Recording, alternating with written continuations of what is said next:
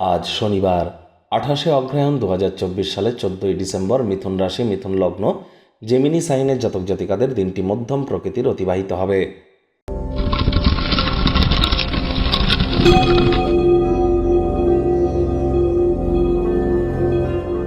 ভিডিওটির শুরুতেই স্ক্রিনে আপনারা দেখতে পাচ্ছেন শনি মহারাজের প্রণাম মন্ত্র।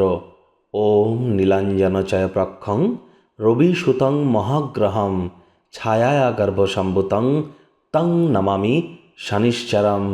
এটি আজ সন্ধেবেলার সময় 108 বার জপ করুন না। আর যদি নাও পারেন তাহলে শনি মহারাজের বীজ মন্ত্র ওম প্রাং প্রিং প্রং শনিশ্চরায় নমঃ অথবা ওম শ্যাম শনিশ্চরায় নমঃ, এটি 108 বার জপ করুন। সরিষার তেল বেগুন আজ ভুলেও খাবেন না।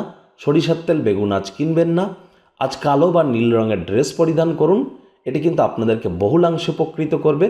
বাসি খাদ্য খাবার খাবেন না। ধর্মপ্রাণ হন, কর্মনিষ্ঠ হন, মাতৃভক্ত হন, টাইম ম্যানেজমেন্ট মেনে চলুন, সময়ের কাজ সময় করুন। শনি মহারাজকে সন্তুষ্ট করতে পারবেন। ভাগ্যমিটার আজ আপনাদের বলছে 5 আউট অফ 10, ভাগ্য আপনাদের অনুকূলেই থাকবে। দেখুন, কোনো নেতিবাচক বা নেগেটিভ কথাবার্তা বলতে কিন্তু আমাদেরও ভালো লাগে না, তবে গ্রহ নক্ষত্রের হেরফের অনুযায়ী ইন জেনারেল ডেলি প্রেডিকশন আমরা প্রস্তুত করে থাকি। আর যাদের চন্দ্র রাশি মিথুন, এই গণনা তাদেরই কিন্তু অধিকাংশ ক্ষেত্রে খাটবে। দেখুন, হুটহাট করে কিন্তু রেগে যেতে পারেন। রাগ কিন্তু স্বল্প পাগলামির একটি রূপান্তর মাত্র। রাগের মাথায় জীবনের ব্যাপারে, কেরিয়ারের ব্যাপারে, ফিন্যান্সের ব্যাপারে কোনো প্রকার গুরুত্বপূর্ণ সিদ্ধান্ত গ্রহণ করা থেকে বিরত থাকুন। এটি ইন ফিউচার আপনাদেরকে সমস্যায় কিন্তু ফেলতেই পারে। স্বাস্থ্যগত ব্যাপারে আজ শরীর স্বাস্থ্যের দিকে অতিরিক্ত নজর দিন। দিনের শুরুটা তাড়াতাড়ি করুন। যোগব্যায়াম, ধ্যান, প্রাণায়ামের সাহায্য নিন। রাশির অধিপতি বুধ বর্তমানে বক্রিয় আছে, তাহলে খালি পায়ে আপনারা অবশ্যই একটু সবুজ ঘাসের উপরে হাঁটবেন ভোরবেলা। এটি আপনাদেরকে অত্যন্ত উপকৃত করবে।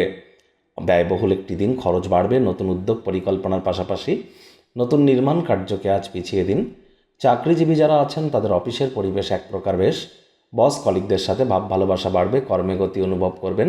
নিজের মেধা, দক্ষতা, ট্যালেন্টের দৌলতে প্রশংসার পাত্রপাত্রীও আপনারা হতেই পারেন। রাজনীতিবিদ যারা আছেন জনসংযোগ বৃদ্ধি করুন, সমাজে পপুলারিটিও বাড়বে।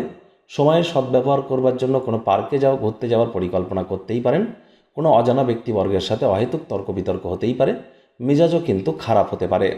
রাজনীতিবিদ যারা আছেন জনসংযোগ বৃদ্ধি করতে হবে। শিক্ষার্থী বিদ্যার্থীরা যে কোনো প্রকার পরীক্ষা প্রতিযোগিতায় অংশগ্রহণ করলে অবশ্যই সফলতা অর্জন করবেন। উচ্চশিক্ষার জন্য যারা বিদেশ যাত্রার কথা ভাবছিলেন, ভাগ্যদেবীও আজ আপনাদের পক্ষেই আছেন। সন্তান সন্ততি থেকে থাকলে তারাও তাদের কৃতিত্বের দ্বারা আপনাদেরকে গর্বিত অনুভব করাতে পারে।